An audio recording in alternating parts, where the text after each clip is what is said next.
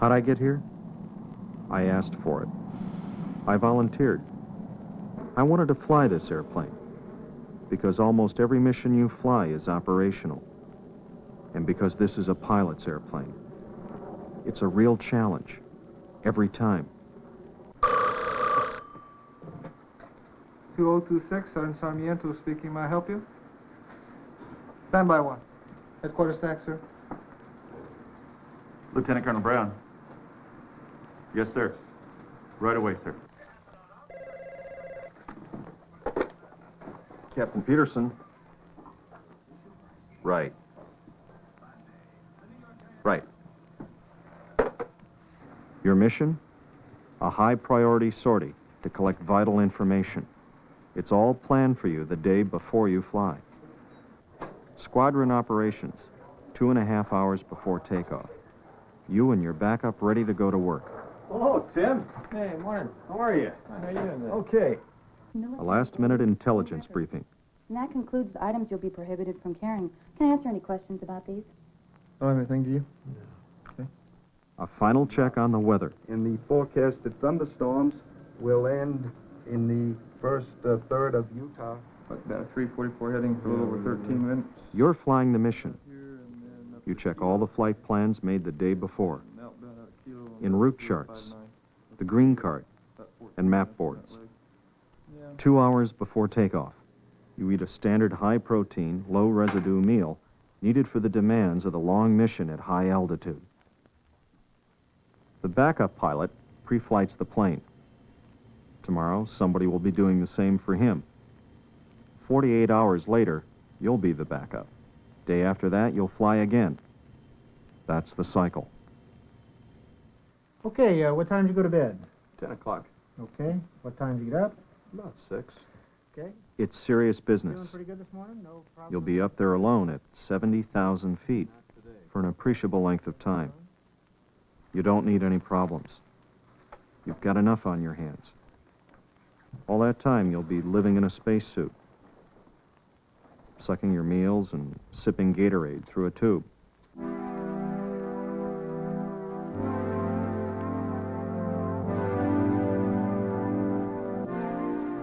An hour and 15 minutes before takeoff. Suiting up for the flight.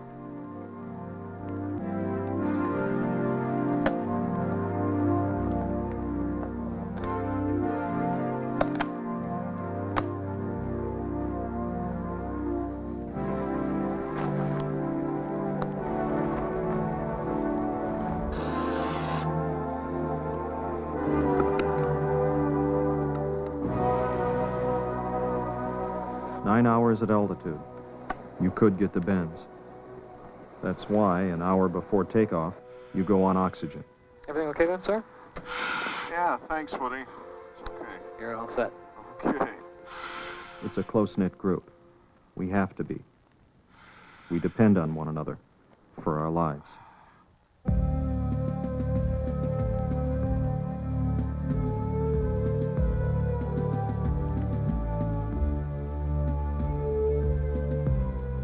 The Dragon Lady asks a lot. Heat is your enemy in that suit. You lie there. You go over the mission in your mind. What track you'll go in on. What sensor settings over the target. What are the divert, emergency bases. How will the weather affect the mission?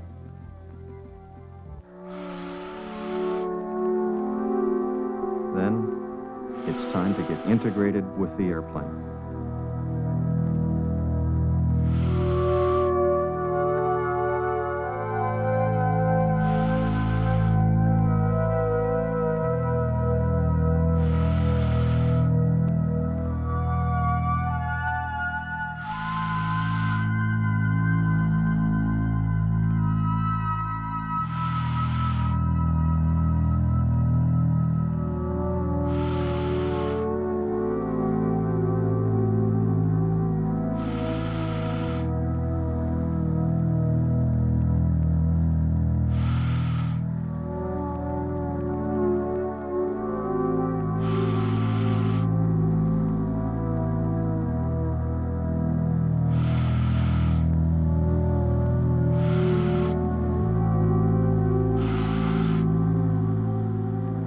It's the same seat used in early shuttle missions. The cockpit's small. It's a snug fit. You need help.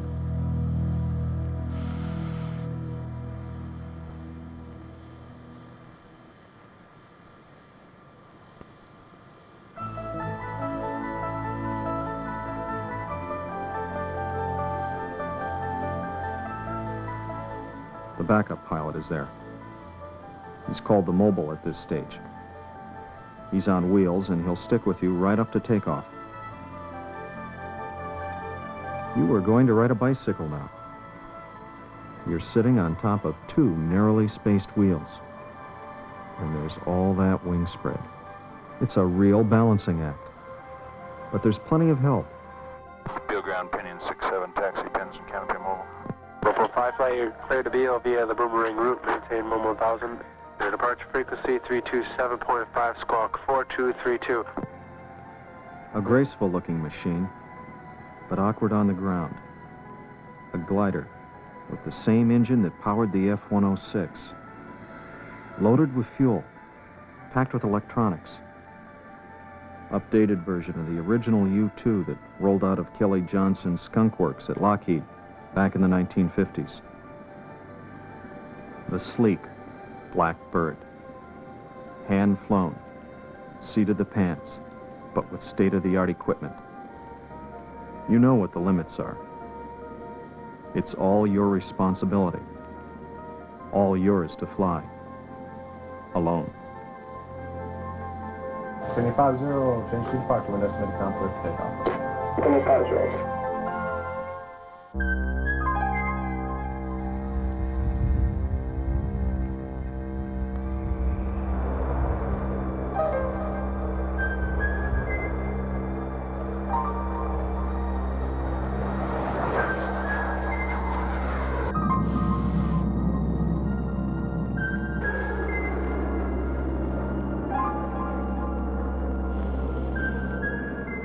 So there you are.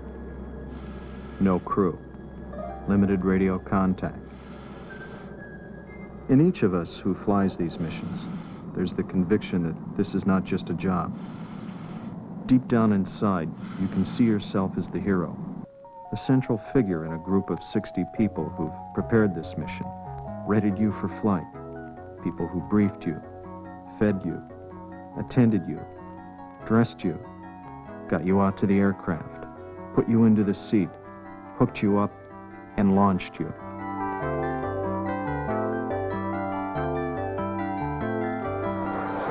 We say launch, not takeoff, because so many people and procedures are involved in the launch and the recovery of just one pilot in a single aircraft. You. You volunteered, but you were selected too. And the selection process is a cautious one. They want to be sure you're the right guy to live and work with under stress. Steady, reliable, friendly. TDY. Okay, sir, just how many TDYs are the crews pulling now? The crews are pulling about 140 days a year, TDY. Let's say a young but experienced captain, a totally professional and dedicated Air Force officer who can handle problems on his own, accept a challenge. A man in good physical shape who can fly a plane that demands precision and is tough to land. The selection process is a serious business. Your records are reviewed. Then you're interviewed at Beal. And you also fly the U-2 trainer. U-2 and TR-1 pilots make up a small and elite group. Fewer than 300 of us since the program began back in the 1950s. So you made it. You're up there on a typical mission at 70,000 feet, collecting invaluable strategic and tactical intelligence data for national defense. You work with the normal risks of flight in this aircraft, but there are people where you fly who wish the worst for you. Your challenge is to accept all the risks and fly the mission successfully. You've got to be good at your trade. Approaching the target area, you know precisely what to do. It's all been worked out for you. What track to go in on, what sensor settings to use. but it's yours to do. It's a great airplane, a stable reconnaissance platform with a long loiter time, and a lot of history, an impressive record of performance. You know only what you have to know about each mission, but you know who has tasked your mission. And they know you by name. That goes with the territory. A ranking Allied military commander has said, if all the U-2 TR-1 aircraft could be airborne 3 hours before a war, we'd have all the information essential to the conduct of that war. We fly other missions, surveying the damage caused by natural disasters, hurricanes, floods, earthquakes, forest fires. We sometimes fly search and rescue missions. There are 2 units flying the U-2 and TR-1. Both aircraft are virtually the same. However, they fly different missions. TR-1 pilots in the 95th Recon Squadron fly out of RAF Elkinbury, England. It's a 3-year overseas tour. Their missions support the tactical commanders in Europe collecting battlefield information for NATO planning and defense. TR-1 pilots do not pull TDY. The U-2s support the folks in Washington by collecting strategic intelligence. To do that, U-2 pilots go TDY about 130 days a year. He was honest. He told me about the TDY, and it was hard to get used to. But then when we had the chance to come here, I just couldn't say no to him. It was like I caught his excitement. It would be all right, but we have to leave by 10. Okay. Come on, fellas. He was like a little kid at Christmas. And you have to realize he's not going to get over that. The Dragon Lady is number 1. You have to learn to accept that. And then to share him. Then it's okay. The TDY is okay because he's happy. And you're happy because he's happy.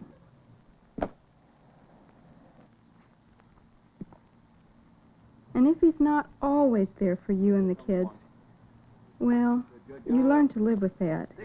It's really not much different anywhere else. All right. Hi, Debbie. How are you? Okay, hanging in there. How you doing? We're okay. Is he coming back soon? No, not for another month. Our husbands have to depend on one another for their lives. And it's almost the same with us. We learn to lean on one another. That closeness and that support is always there, and that helps. And then, of course, the missions, the TDY, they really don't last forever. He does come home.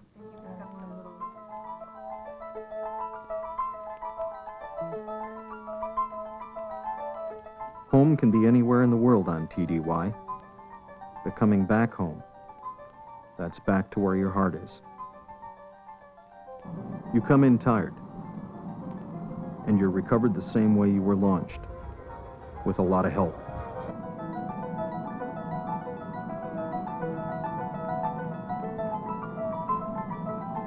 The airplane is designed to be stalled 1 or 2 feet above ground. It's very critical that it be stalled no higher than that. Your backup, the mobile controller, gives you your altitude calls in feet and inches above the runway. Okay, there's 10 at the T, down to 8, 6, 5 feet, 4, 3 feet, tail still up to 3 feet.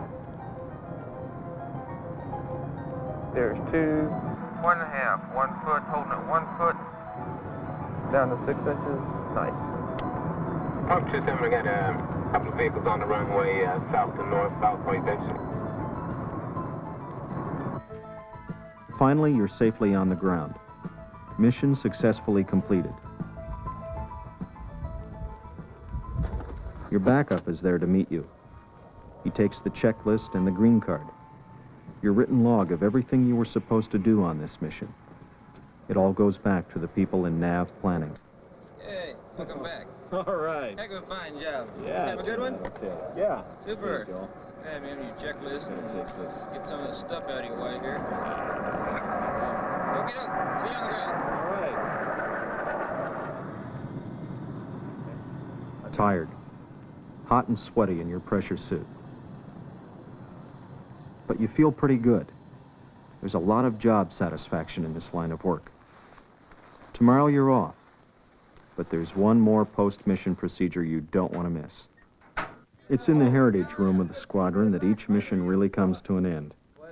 This is where you begin to unwind and listen and learn from older and wiser heads.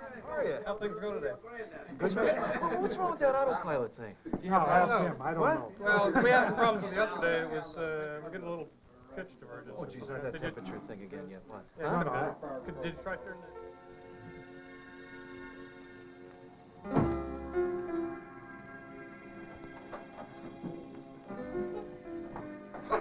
Hey, fellas. How are you?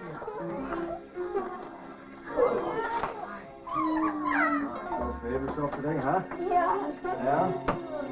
You were okay. And right now, it's somebody else's turn to fly the Dragon Lady.